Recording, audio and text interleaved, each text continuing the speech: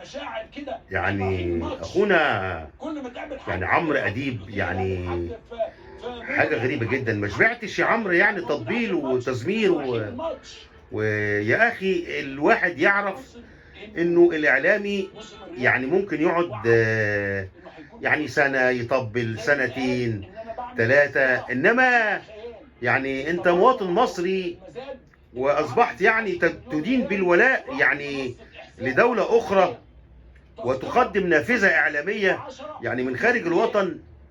يعني مش عارف يعني زي ما انتم شايفين كده حضراتكم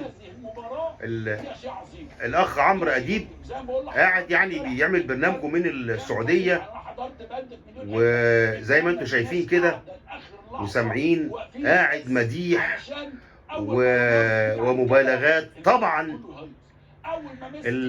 يعني اهلنا في السعوديه دول اهلنا طبعا وحبايبنا، وما نقصدش اي اساءه لاهلنا وشعبنا واخواتنا وحبايبنا السعوديين.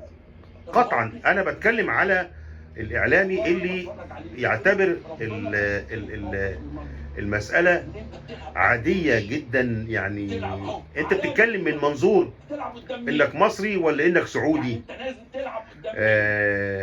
مش معقول المبالغات في شيء طبيعي يا ابني. احنا العرب لينا قيمه، المملكه العربيه السعوديه بلد كبير وعظيم وله مكانه الان في العالم وفي العالم العربي.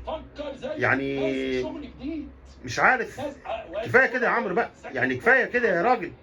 مش معقول يعني.